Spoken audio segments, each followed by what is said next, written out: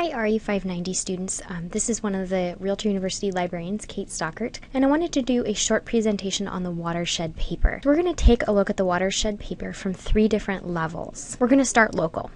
So we're going to start in a helicopter.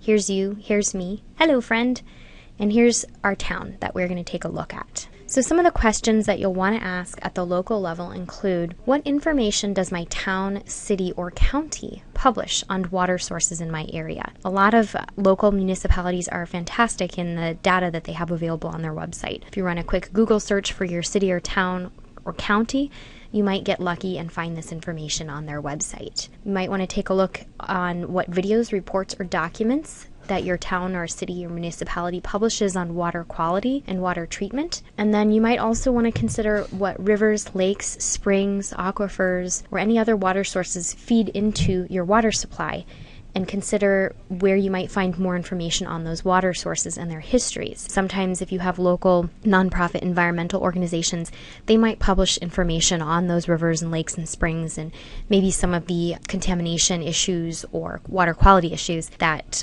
would be another source of information on your local water supply. Once you've considered it at the local level from that helicopter point of view, think regional. So here we're in our prop plane now. There's you, there's me. Hi friend. And we're flying over the area, taking a look at it from a slightly higher level. So questions at the regional level might include, what does my state government publish on water quality and water sources? What does the EPA publish on water quality and water sources? And does the EPA publish any water quality reports on my watershed in particular? So the EPA is an excellent source for this watershed project. I'm going to open up an internet browser. I'm just going to go to epa.gov. And there are all types of reports. This assignment focuses on water quality, but you can get all types of information by region. So here you've got EPA where you live. You can click on your state and get more information. I click on my state, I've got drinking water right here.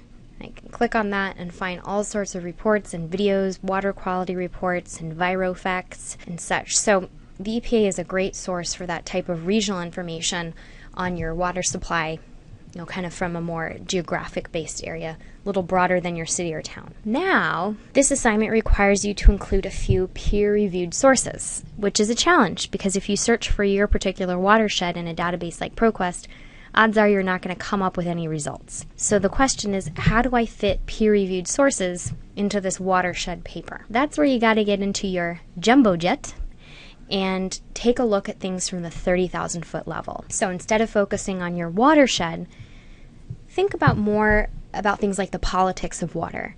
So are there any national or international concerns about water quality standards, water use, or water treatment processes? Cities and municipalities, and maybe in the United States, but I definitely know in other countries, are dumping raw sewage into the ocean or into water supplies. Is that something that's happening in your area? Are there issues with that? So that's something to consider. You also want to take a look at terminology. What exactly does good water quality mean? And how does your watershed match up to national or international standards? Are there best practices or established ideas of what chemicals are safe in drinking water? And what is the scientific consensus on adding extras like chlorine or fluoride to water? Is there debate or contention about it? And does your watershed add these things? So you can kind of compare and contrast your local findings to what you find nationally or internationally with regards to the politics of water. In terms of searches, here are some searches that I would run in the ProQuest database. I'm going to stay on this screen for a little while, so you may want to jot down some of these searches because they're just ideas and they might help save you a little bit of time in your research. But when you're searching in a database like ProQuest, you may want to search for the exact phrase sewage treatment or, alternately, sewer treatment. I'm putting these in quotes because I want them to search as exact phrases. I use the or because I would take sewage or sewer. I also maybe want to find articles where the word water is within 10 words of chlorine or fluoride. Another search idea is maybe I want to search for the word water within 5 words of treatment, and then that within 15 words of standard or standards. So here I'm looking for articles that talk about water treatment standards.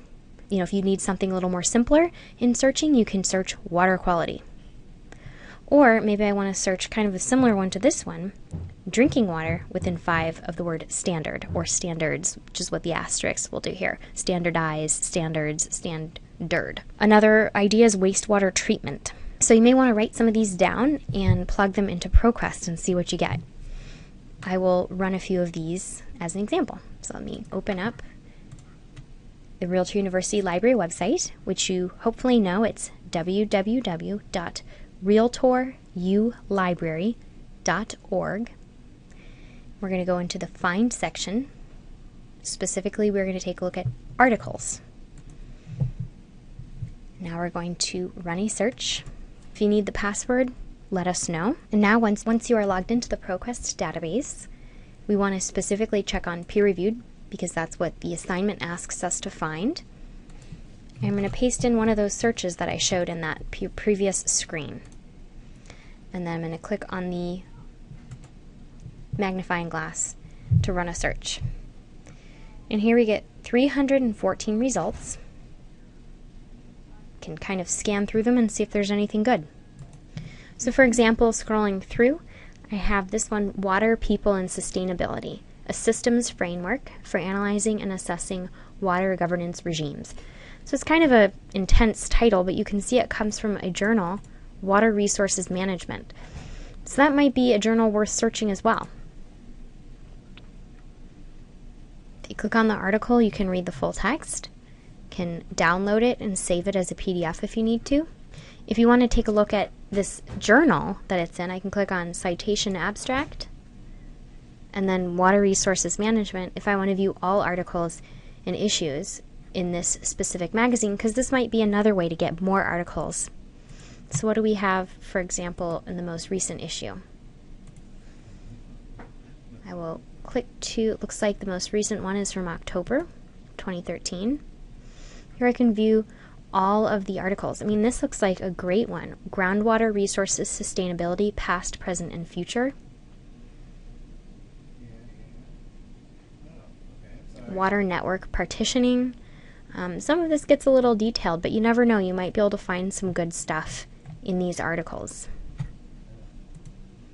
So that concludes this short presentation on the Watershed project for the RE590 class. Check out some of those searches, run them, see what you can find. And if you have any questions or you are having trouble finding what you need, you can always contact us in the Realtor University Library. We can schedule one-on-one training sessions. They work great over the phone. We can both have computer browsers open at the same time, and a librarian can walk you through how to do this and formulate some searches. Or you can email us or however you prefer. So, hope this helps.